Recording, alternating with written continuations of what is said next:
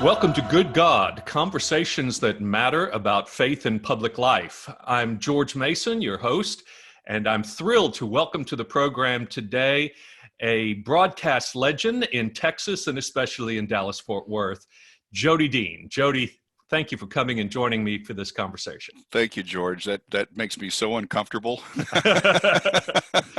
Well, it's a big setup, isn't it? Yeah. I said never. The worst thing in the world is trying to follow a long introduction or one like that, because now I got to live up to it. Well, I think you've been living up to it for a very long time, and it's kind of almost eerie having your voice coming through in this conversation, because I'm used to not seeing you and hearing you on the radio, but we've also seen you on television doing the news and other things, and even a new show that you've just begun 2 weeks ago, and we're looking forward to seeing more about that. But in any case, this program, Jody, is about the connection between faith and public life, good God, and it's really both sides of that phrase. So it's about God and about good, and so we're going to explore that together in this and the next conversation. I'd like to get started, though, because you've talked about your own faith journey in pretty significant ways across time and in various formats. Here we are in Dallas-Fort Worth, and it is really Dallas is a place where you can be a public figure and be honest about your own spiritual life without embarrassment. And so in your radio life and TV life and writing, you've done just that. Tell us about your early experiences of faith and the journey of your faith, the arc of it across time. Oh gosh, there's not enough bandwidth. Right. Yeah, I guess the most important thing I could say is that I have a great foundation. I grew up in a Church of Christ / Baptist home. My mom was Church of Christ. My dad was Baptist. There was a tussle when I got to be a senior in high school about whether I was going to go to Abilene Christian or Baylor, and my mom and my grandmother prevailed. My grandfather, William Harbuck, was a deacon at the Wallace Street Church of Christ in San Saba, Texas, and I grew up with some amazing people. My pop wasn't particularly religious until he got older and became ill, and suddenly he got very serious about his faith. But my mom and grandmother were amazing people. My grandfather, Dada, was the most wonderful man I think I've ever known. But all the Sunday school classes and vacation Bible schools, some of it took, apparently, and it was. I got to see it firsthand. I've talked about this before. My sister was profoundly disabled and died when I was 6 years old. She was 12, and I got to see my mom and my pop's faith in action every day. And sometime it wasn't faith; it was just doing what they had to do. It was just forging on. But to see my mom feeding and caring for my sister, it wasn't just a matter of abstracts. It was right there in front of me. And like I said, the congregations, the churches I attended, the people that I knew growing up, the wealth of diversity, my friends who were of many different faith traditions, I was very blessed. I had it very, very good. Well, you say the diversity, but I would say that when you talk about growing up Church of Christ in Fort Worth, diversity is not the first word that comes to mind for me. Well, I do tell people that I am a recovering Campbellite because, I can remember when we used to argue about whether you could wear pants on Wednesday night, whether women could wear slacks, and it was a very traditional background. But my mom and pop. My dad thought Archie Bunker was the hero on All in the Family, and voted for George Wallace in 1968. Right. But my first real girlfriend in junior high school was a lovely young Latina, and I still see her every once in a while because Fort Worth's the smallest big town in America. Nobody leaves, everybody loves it, and everybody stays. And they never said a word. And they never said a word. One of my best friends growing up in junior high school was a young man by the name of Edward Newton, and he played one defensive tackle on our middle school team. I played the other, and he was Jethro Pugh, and I was Bob Lilly. We even wore the same numbers, 75 and 74. And, my pop would occasionally take Edward home after practice, and Edward's dad would take me home after practice, and never a word was said, and they allowed me to be me. And sometimes that wasn't the best idea, but I'm forever grateful that they did that. You know, you talk about the way they cared for your sister, and I think that's a really beautiful story. When we talk about faith, there's for many people it's about believing the right things, but you're describing a kind of beautiful synergy between believing and behaving that Oh you were boy. able to witness Yeah. in that. Yeah, it was very difficult. We had an oxygen machine and a suction machine in our home Cerebral throughout. palsy, if I remember, is that right? Or- Yes, pretty much. She was right. deprived of oxygen during birth, and I see. so she had a number of problems. I mean, this isn't that long ago, and it was basically because my parents' blood types didn't match. But they Ah, lost 5 children in all, not oh, just Susan, but they had stillbirths, miscarriages, and so mhm, they had dealt with a great deal of sorrow, and mhm. so yeah, the best example I can give you is that I have a book of my mom's poems that she wrote. She was a singer and she Mhm. performed in the opera when she was younger. Wow. She became a school teacher. She sang in the USO during World War II. Mhm. And so she would write down a lot of her thoughts while she would be up late at night, not only with Susan, but with me. I was very sick as a kid. I spent Mhm. most of my early life in the hospital because I had asthma very badly. I had to have a lung removed when I was sick. So mom would write all this stuff down.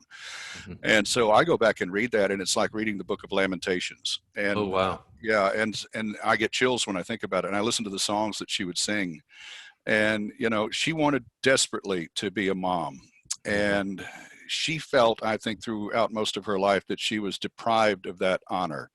And yet I don't know of anyone who served that role more dutifully or more beautifully than she did. And I saw a story years ago, and I wish I could find it. I haven't been able to track it down, but there's a village in Southeast Asia that has an enormous ratio of children who have birth defects. And I hate to use the word defect because I wonder sometimes if our perspective isn't a little warped on that.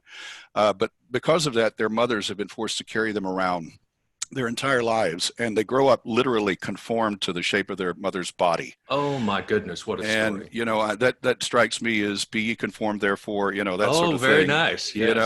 And my mom was like that. I mean, she was conformed to us. She was conformed to love, Ah, and ah, she lived it. And that didn't mean she didn't doubt.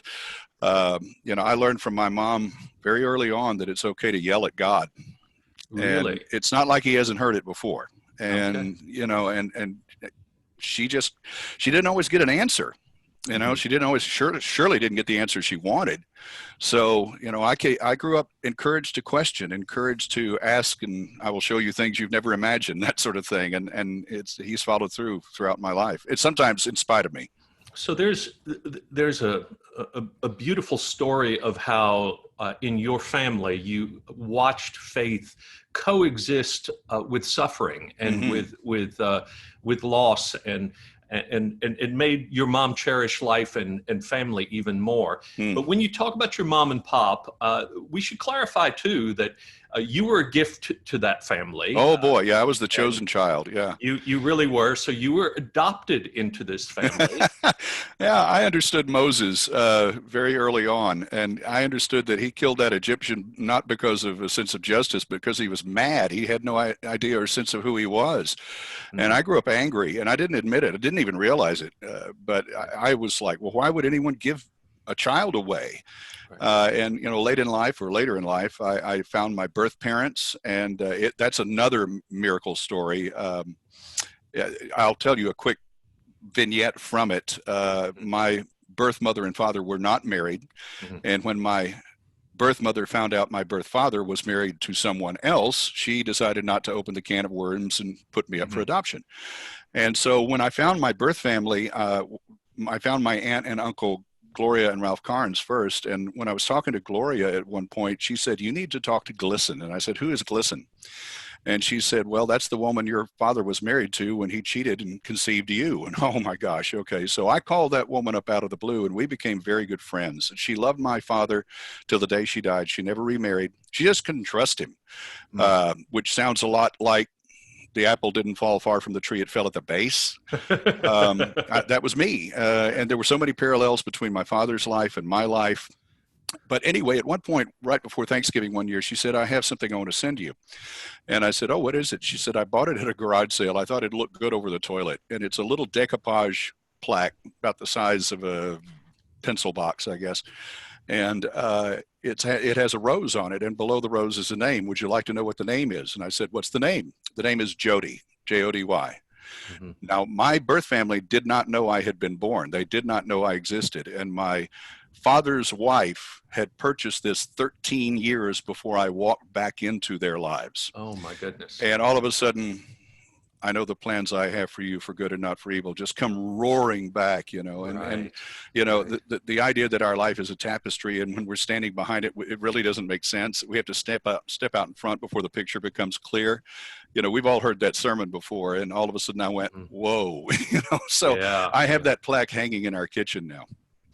I think a lot of people wrestle with who they are, and it seems to me as a pastor, I've in talking with people across time, there's a tendency to err on one side or the other. Either you are you have a fixed identity that's based upon your blood family or your family of origin, so to speak, or Yeah. the human connection that you have in your family, even in your adopted family, or you try to run so far away from that that you Oh, spiritualize it and you say, I'm on my own here. I'm a child of God and I don't need to worry about that. But there is a sense in which blood and spirit have to come together somehow, oh yeah, right? yeah. And I think you're an example of that in that you found, it seems to me, even though you were a person of faith and you had that foundation, your the failure to sort of get a grip on who you were in terms of your human identity and family was a big factor in your figuring out who Jody Dean really is. Well, I had a friend when I was in high school and back in church youth group who compared me to the Apostle Peter, and I didn't realize at the time that wasn't necessarily a compliment, because Peter he was all over the road, Yeah. really. But the one thing he always was willing. And so I don't know that, I even hesitate to use the word faith because my faith is very weak.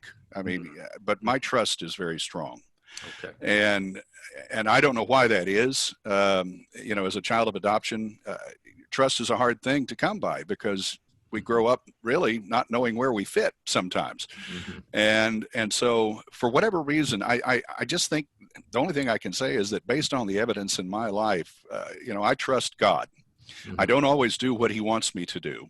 Mhm. Somebody asked me about my faith walk, and I said, it's been more like a run because most of the time I've just been running off doing what I wanted to do, grabbing the sword and swinging for Malchus's head. It wasn't like he was aiming for the ear. I was going for the throat, Yeah. and I was going to do what I wanted to do and thought I was smart enough to get away with it in many cases. And, there's God right there behind me, reminding me one way or the other, sometimes gently, sometimes not. Um, I'm here. And that's really, I've never, lately during the COVID-19 crisis, one of the verses that keeps coming back to me is that verse in Deuteronomy where God reminds the people of Israel that their clothes didn't fall off their backs and their shoes didn't wear off on their feet. Mhm. And that's kind of the relationship I've had. And sometimes he just reminds me, I've never let you down. I'm never going to let you down. Some days I may send you a lesson. That's another verse that's come to me through this whole thing is that moment where the Israelites are complaining about the food. I Yeah. mean, they've just been released from slavery and there's out in the Right. wilderness and they're griping about this food sucks. And I mean, is that so us? And Yes. that's to me, that's the humanity and the mischief of God. And that's one reason I tend to listen to him more now as I get older than not, because who would put that in a book about themselves? I Right. mean, Right. who would really, that's not something you want. My people were griping about the food. Well, I've griped about the food, and all I can hear sometimes is dad say, yeah, but it's good for you. It's good for I you. think that's one of the beautiful things about the Bible is how honest it is. I mean, I would probably Yeah. whitewash a lot of things in my life, Oh, in my story, if I were writing scripture somehow, and just give the highlights and the good things. well, Uh, it's funny you say that because so many people have said, well, you can't possibly think you're I don't think I'm an example. Really, I don't. I right. tell people I'm an expert in failure. And I mean that. And I don't think that I'm all that, as it were, but I do think God is. And I Mhm. think that I am one of the better examples around of using foolishness to confound the wise, because you're looking at the biggest fool you'll talk to today. Well, there's an awful lot of scripture coming out of your mouth, Jody Dean. So I do hear that you have that good foundation. Well, That's great. yeah, I love Yeah. to read it. I mean, I've got my Harper Study Bible from college, and Mhm. I had a good friend named J.D. Richmond. He's one of the most brilliant men, one of the sweetest men, one of the most eccentric human beings I've ever known in my life. If you ever go to the Fort Worth Zoo and you see the big cat diorama, he built that.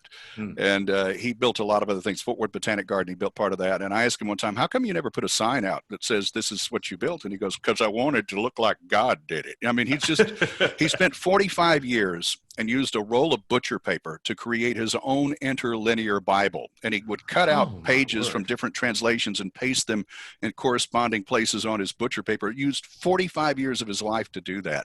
And I remember I'd have breakfast with him every Saturday morning before he went home. And I said, this is pretty remarkable that this way. He goes, well, I want to know more about my friend, and so Uh, I've one thing, for whatever reason, in spite of myself, I've always tried to talk to people who are smarter than I am. Whenever I have a problem or a decision to make, I go get counsel. mm. And he was one of those guys. I was at a church retreat one time and he was walking out the door and a friend of mine said, now there goes a giant right there. And I just knew I had to meet him.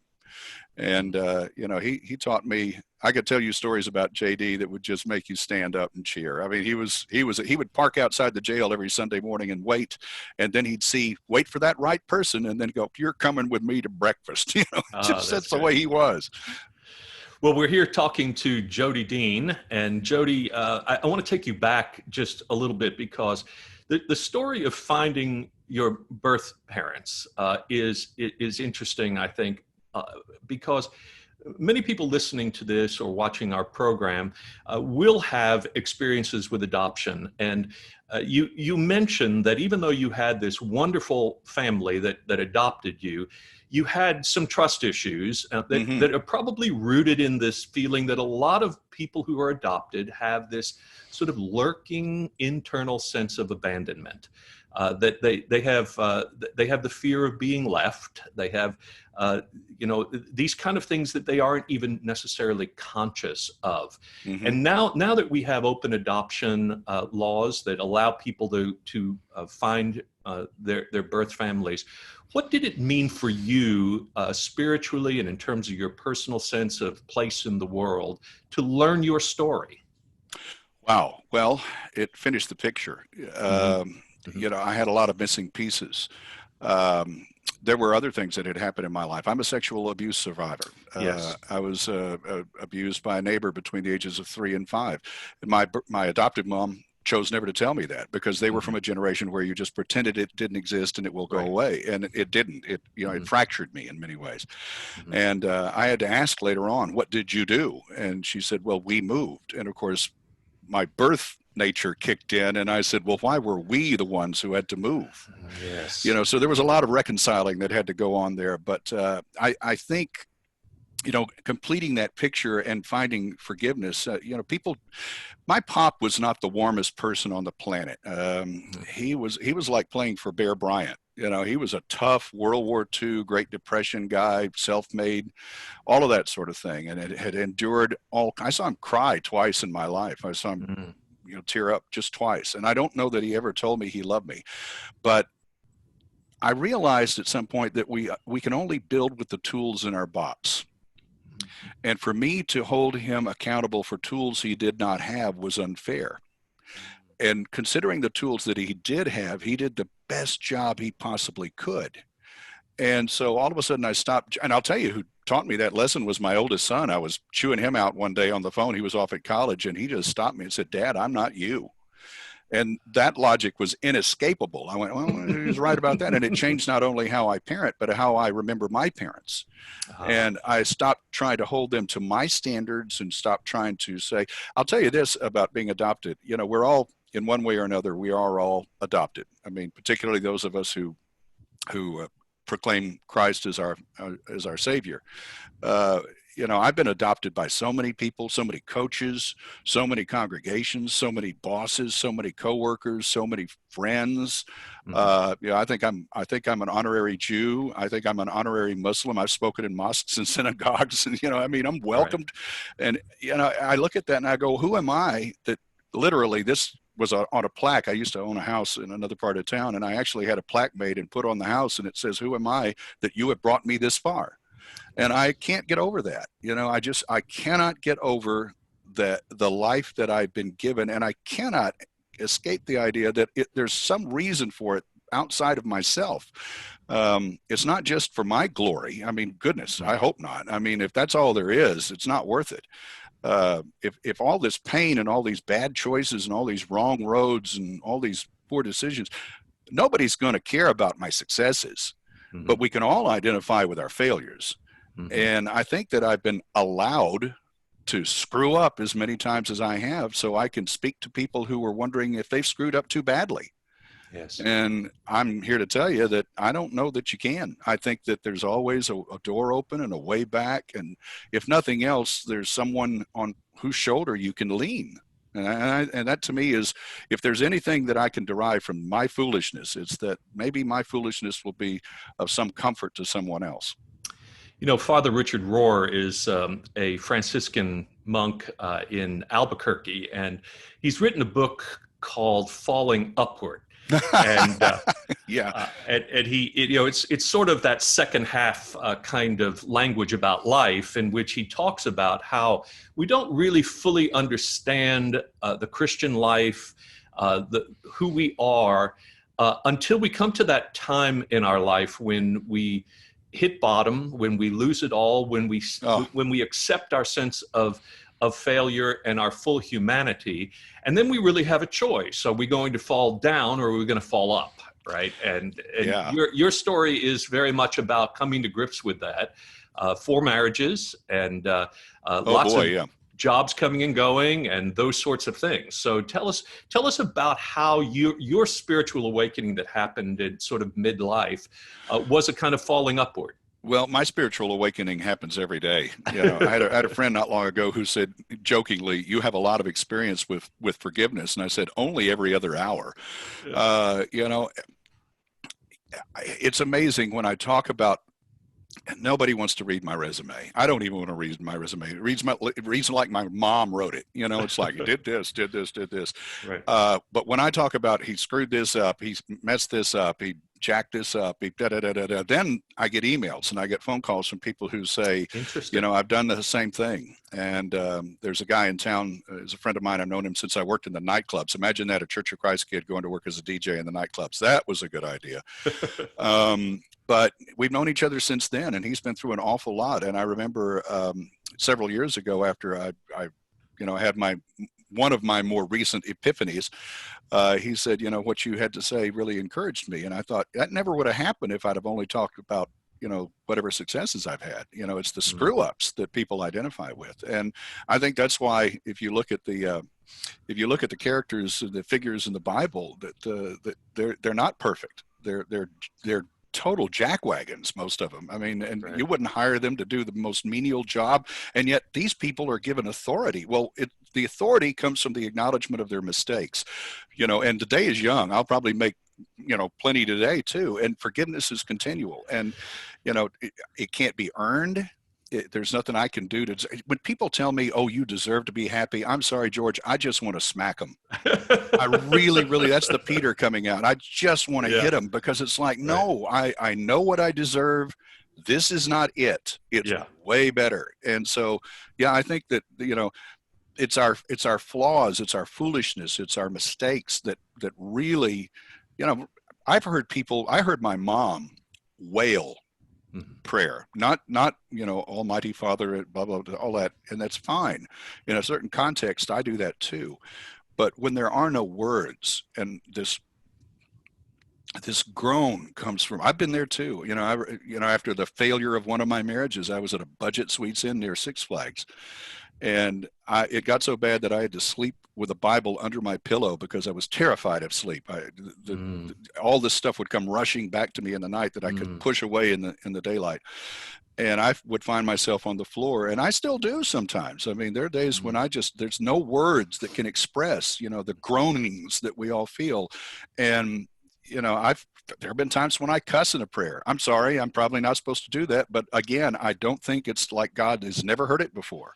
Like, Well, the why? Psalms are that way, aren't they? I mean, the Yeah, why Psalms are in the just, hell are you letting yeah, this happen? And right. he lets us get that out and lets us vent, and stands there and says, keep going. Keep going. I mean, who does that? It is really fascinating that as a pastor, I experienced this too. I know that when you are expressing openly your weakness, your vulnerability, people really identify with you, and they think somehow that you are being more authentic. And here I am preaching and thinking, no, this is really not about me. It's about God. It's about Christ. And I shouldn't be talking too much about myself. And it's not something I really like doing. But it is fascinating how people really do hold on to that when you are willing to be honest about who you are and what you're dealing with. Yeah, one of those epiphanies along the way, one of the people I sought out was one of my favorite preachers, one of my favorite ministers, a guy named Rick Ashley at the Hills Church in North Richland Hills. And, you want a gut check. I mean, he is the book of James on two legs. He is, there's nothing soft about what he'll say to you when you ask his opinion. He'll give it to you. Yeah. And he did, and it helped me grow. But he has a saying that I'll never forget. One of his sayings is, some days I wake up and I just don't feel all that holy.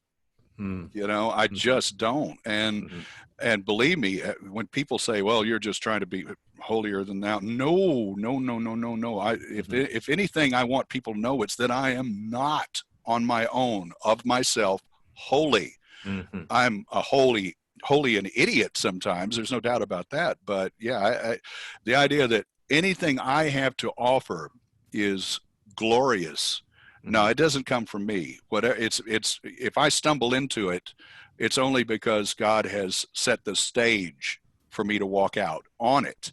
And I hold myself in no regard. I really do not. Jody, over the course of time, though, you've been a public personality, a celebrity locally, at least, and people know who you are. And it's probably, I experienced this a little bit as a pastor in the sense that you're sort of a public figure, and the temptation for a pastor is, to sometimes sort of feel like, okay, so Jesus saves, but please remember that you heard it from me.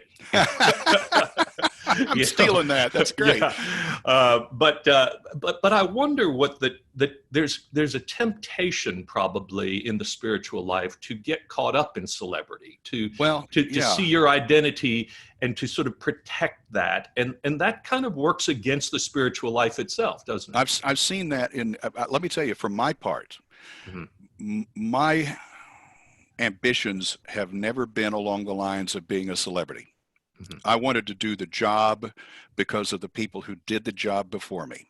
Yeah. But I became fanatical about it because I believed so strongly. I became a professional legalist. And I alienated a lot of people along the way because I so completely believed in the way that I'd been taught to do it, that's how it was going to be. And if you didn't do it that way, you weren't worth speaking to.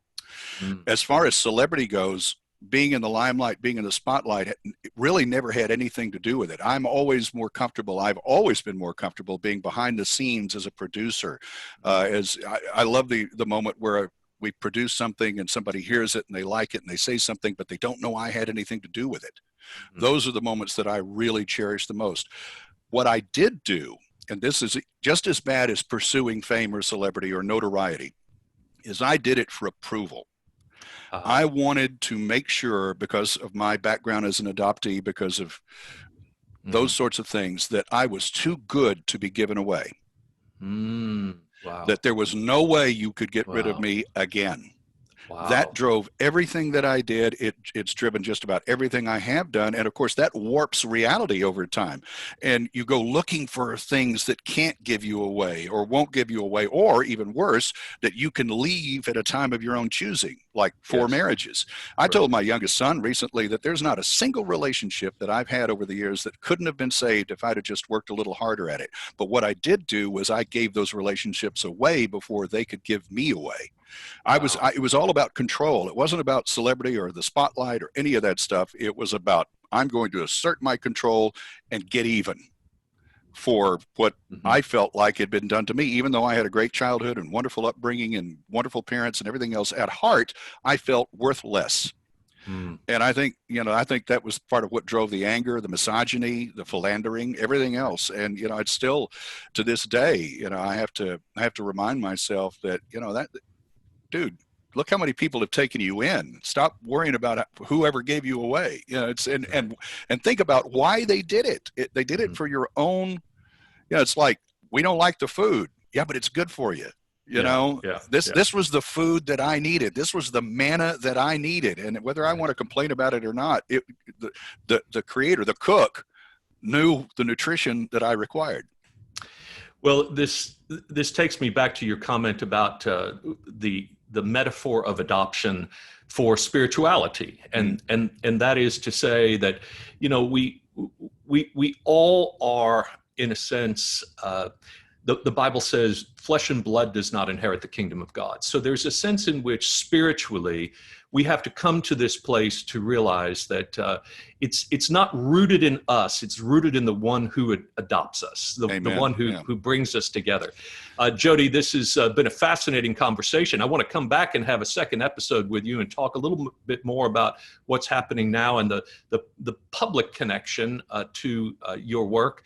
But to summarize this, I want to say thank you for staying on the journey of faith and continuing to learn. He won't let me off. I've tried to, it's just the dadgummit, people say, we're so glad you found Jesus. I wasn't looking. He was right there, and I turn around, I go, oh, hello. And as far as I run, somehow he chases. Right. So if you're wondering why you feel far from God, who moved, right? Very good. Well, thanks so much for joining us, Jody, and look forward to our next conversation. Thank you, George. Appreciate it. All right. Bye-bye.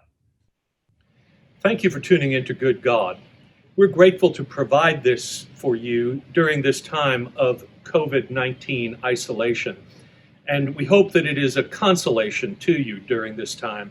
There have to be lots of ways that we reach each other. And even though we can't be in a studio as we normally are producing these, we're finding the technology using Zoom and communicating it to you through this programming. We hope that you'll find it to be encouraging to you as we make our way through these difficult days.